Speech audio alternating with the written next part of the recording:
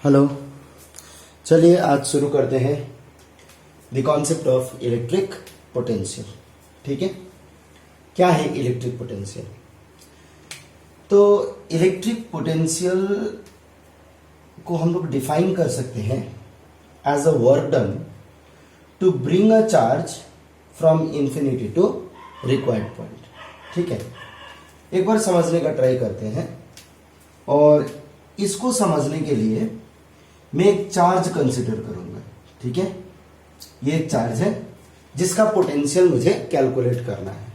ठीक है, तो पोटेंशियल कैलकुलेट करने के लिए मैं क्या करूंगा कि ये रिप्रेजेंट कर रहा है एक रीजन। ठीक है, एक ऐसा रीजन जहां पे इस चार्ज का फील्ड है, ये चारों तरफ है। ठीक है, इस चार्ज का फील्ड ये चारों तरफ प्रेजेंट है, मतलब इसके बाद फील्ड एब्सेंट है। बोलने का मतलब इस पॉइंट के बाद में इंफिनिटी एग्जिस्ट करता है। हमें पता है कि इंफिनिटी में इलेक्ट्रिक फील्ड का वैल्यू 0। ठीक है, ये पॉजिटिव चार्ज है। ऑब्वियसली पॉजिटिव चार्ज का इलेक्ट्रिक फील्ड अवे होगा। जितना हम लोग चार्ज के पास आएंगे इलेक्ट्रिक फील्ड बढ़ेगा, ये सबको पता है। एंड दूर जाने से इलेक्ट्रिक फील्ड घटेगा। ठीक है, तो बात यह है कि यदि यहां पे कोई सेकेंड चार्ज को रख दिया जाए तो कितना फोर्स एक्सपीरियंस करेगा? बहुत ही कम। और वही चार्ज को यदि उसको उठा के यहां पे रख दिया जाए तो जो सेकेंड चार्ज है वो कितना फोर्स एक्सपीरियंस करेगा फर्स्ट के चलते? बहुत ज्यादा। ये सोचिए कि यदि मैंने जो सेकेंड चार्ज था Q0, मैं Q0 को टेस्ट चार्ज रिप्रेजेंट करूंगा, टेस्ट चार्ज रिप्रेजेंट करूंगा। यदि इस Q0 को मैं उठा के यहां पे रख देता हूं तो क्वेश्चन ये है कि क्या ये टेस्ट चार्ज यहीं पे रुक जाएगा? आंसर है नो, नहीं रुकेगा। ये टेस्ट चार्ज का टेंडेंसी होगा इस तरफ जाने का। क्यों टेंडेंसी होगा इस तरफ जाने का?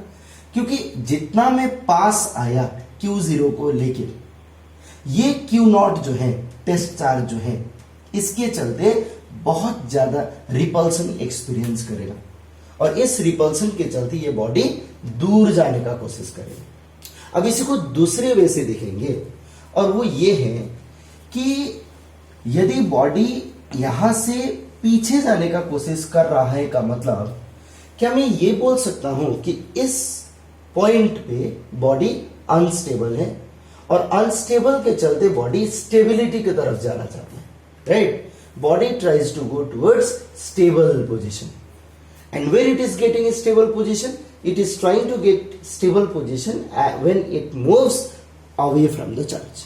ठीक है, तो इसी पॉइंट को, यहां पे जो एक पॉइंट एग्जिस्ट करता है, इस पॉइंट को हम लोग पोटेंशियल के टर्म से डिफाइन करने का कोशिश करते हैं। और यहां पे मैं ये बोल सकता हूं कि ये पॉइंट को यदि मैंने नाम दिया A, इस पॉइंट को नाम दिया मैंने B, तो मैं बोल सकता हूं कि पोटेंशियल A पे बहुत ज्यादा है पोटेंशियल B के कंपैरिजन।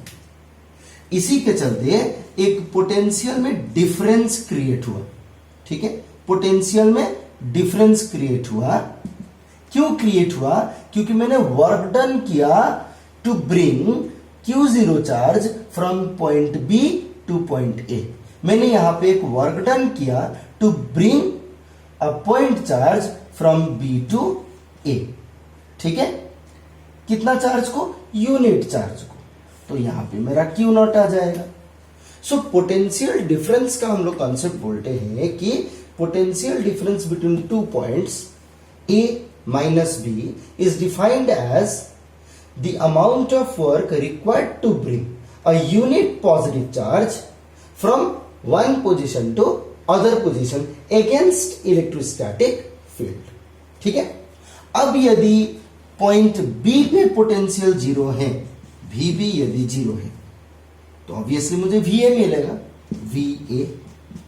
और सिंपली मैं लिख सकता हूं V पोटेंशियल को अब हम लोग लिखेंगे work done to bring the charge from one point to other point divided by Q0। ये हो जाता है वर्क डन, ये हो जाता है पोटेंशियल। ठीक है, अब इस चीज को मैं थोड़ा दूसरे वे से डिफाइन करने का कोशिश करूंगा, समझाने का कोशिश करूंगा। और वो क्या है कि हमें पता है कि जब बॉडी हायर पोटेंशियल पे होता है तो ऑलवेज वो लोअर पोटेंशियल की तरफ जाने का कोशिश करता है। एग्जाम्पल के तौर पे आप कंसिडर कर सकते हो कि मान लीजिए एक बिल्डिंग है, बिल्डिंग के ऊपर ऑब्वियसली हम लोग यूजुअली टैंक रखते हैं।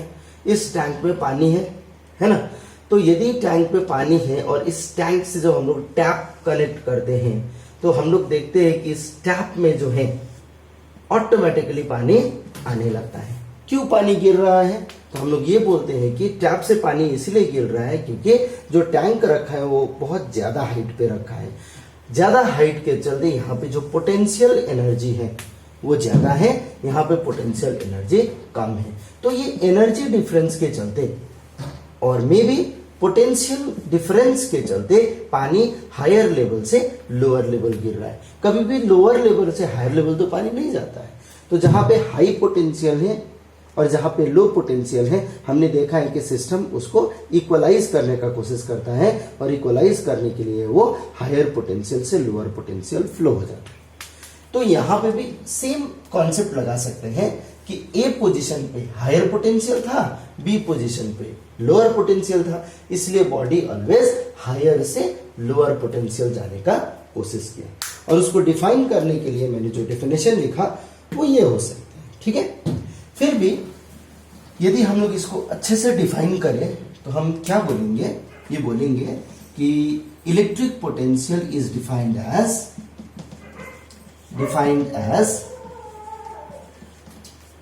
the amount of work required to bring a unit charge from, usually हम लोग इंफिनिटी रिप्रेजेंट करते हैं, infinity to given point against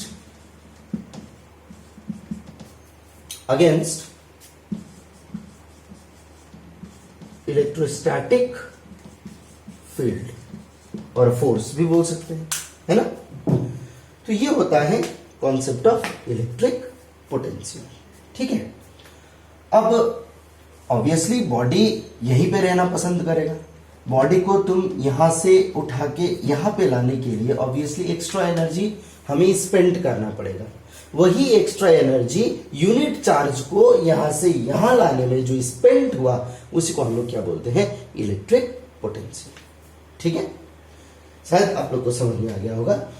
यदि इलेक्ट्रिक पोटेंशियल समझ में आया तो एक काम करेंगे, हम लोग electric potential due two point charge calculate करने का कोशिश करेंगे। ठीक है, electric potential due two point charge, electric potential due two point charge. ठीक है, पॉइंट चार्ज क्या है? तो अगेन मैंने पॉइंट चार्ज अज्यूम किया। ठीक है, पॉइंट चार्ज अज्यूम किया एंड यहां पे ये डिस्टेंस को मैंने अज्यूम किया x है, ये पॉइंट इंफिनिटी है। ठीक है, पकड़ लीजिए यहीं पे इंफिनिटी है। इंफिनिटी बहुत क्लोजर है कंपैरिजन टू x, मतलब हम लोग ये भी मान सकते हैं कि x बहुत क्लोजर है इंफिनिटी के। इस पोजीशन को मैंने नाम दिया B। ठीक है, और मुझे B पॉइंट पे एक टेस्ट चार्ज रखा है Q0। इस टेस्ट चार्ज को मुझे उठा के यहां पे लाना है पॉइंट A। अब point A with respect to Q कितना पोजीशन पे है? तो आंसर इज R पोजीशन पे। ठीक है, मुझे लाना है। अब आप देख सकते हैं कि मैं जो Q0 को लेके आ रहा हूं वो इस डायरेक्शन में लेके आ रहा हूं, लेकिन रिपल्सन या इलेक्ट्रिक फील्ड का डायरेक्शन ऑपोजिट वे में है। तो ऑब्वियसली इलेक्ट्रिक फील्ड इस तरफ है और मैं चार्ज को इस तरफ लेके आ रहा हूं, तो यहां पे वर्क डन कैसा होगा? Answer negative work done. ठीक है, मुझे टोटल कितना डिस्प्लेसमेंट कवर करना है, बी से ए तक ये डिस्प्लेसमेंट कवर करना है। सिंस ये डिस्प्लेसमेंट बहुत बड़ा है इसलिए मैं छोटा सा पाथ स्टडी करूंगा, कंसीडर करूंगा, और ये जो डिस्प्लेसमेंट है उसको मैंने dx नाम दिया। तो dx पार्ट को कवर करने में मुझे कितना वर्क करना पड़ा, आंसर इज dw वर्क करना पड़ा। तो dw को क्या लिखेंगे, f डॉट dx लिखेंगे।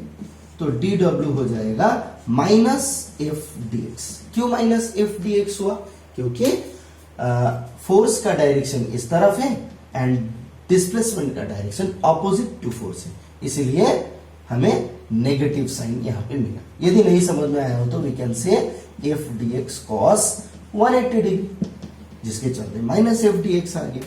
अब बात यह है कि दोनों चार्ज के बीच में कितना फोर्स है। जब चार्ज यहां पे था तो कितना फोर्स एक्सपीरियंस कर रहा था, तो force F is capital Q into this divided by 4 pi permittivity x square.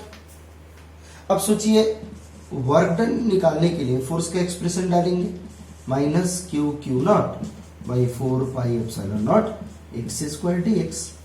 तो टोटल वर्क डन कितना होगा, टोटल वर्क डन के लिए work done total is integration minus q q not by 4 pi epsilon not x square dx। ठीक है, सो कहां से कहां तक हम लोग कर रहे हैं वर्क डन, वर्क डन कर रहे हैं बी से ए तक। तो मैं यहां पे लिख सकता हूं बी से ए तक। ठीक है, सो वर्क डन हो जाएगा minus q q not by this factor integration b से ए तक dx बाई एक्स स्क्वायर करेंगे। मेरा इंक खत्म हो जा रहा है, तो is equals to minus q q not by 4 pi epsilon not, इसका इंटीग्रेशन होता है माइनस 1 बाई एक्स। हम लोग लिमिट रिप्लेस करेंगे, जब लिमिट रिप्लेस करेंगे तो मिल जाएगा क्यू क्यू नॉट, मैंने माइनस को मल्टीप्लाई कर दिया 4 पाई एप्सिलॉन नॉट, ये हो जाएगा 1 बाई ए माइनस 1 बाई। अब लेकिन पोटेंशियल का फॉर्मूला क्या था, पोटेंशियल का फॉर्मूला था work done to bring the charge. ठीक है, work done to bring the charge, तो work done to bring the charge इतना होगा। तो पोटेंशियल का जो वैल्यू होगा वो हो जाएगा Q by 4 pi epsilon not 1 by a minus 1 by b. लेकिन डेफिनेशन में एक और चीज था, और वो ये था कि work done from infinity to required point. यदि मैंने बी को इंफिनिटी कर दिया, ए को रिक्वायर्ड डिस्टेंस आर कर दिया, तो मुझे पोटेंशियल का जो फॉर्मूला मिलेगा वो मिलेगा 4 पाई एप्सिलॉन नॉट आर। तो ये होता है इलेक्ट्रिक पोटेंशियल का कॉन्सेप्ट, और जहां पे हम लोग देख सकते हैं कि इलेक्ट्रिक पोटेंशियल किस पे डिपेंड कर रहा है, चार्ज पे, इनवर्सली प्रोपोर्शनल टू डिस्टेंस। तो डिस्टेंस बढ़ेगा तो पोटेंशियल भी घटेगा। लेकिन इलेक्ट्रिक पोटेंशियल स्केलर क्वांटिटी है, सो इसका कोई डायरेक्शन नहीं रहेगा। ठीक है, इसका कोई डायरेक्शन नहीं रहेगा, और हम लोग बोल सकते हैं कि since electric potential is inversely proportional to r, यदि हम लोग ग्राफ प्लॉट किया जाए पोटेंशियल वर्सेस आर का, तो हमें ग्राफ कुछ इस तरह मिलेगा। सो ये होता है इलेक्ट्रिक पोटेंशियल का कॉन्सेप्ट। So thank you. यदि आप लोग को कोई भी डाउट हो, कोई भी प्रॉब्लम हो, तो आप लोग कमेंट में ऑफ कोर्स मुझे पूछ सकते हैं कमेंट करके, अदरवाइज आप मेरा ईमेल से भी मुझे कोई भी सवाल पूछ सकते हैं। और भी लेक्चर्स में डालते रहूँगा, फिजिक्स को इजी बनाते रहेंगे। ठीक है, तो प्लीज़ मेरा चैनल को सब्सक्राइब कीजिएगा। Thank you, stay safe.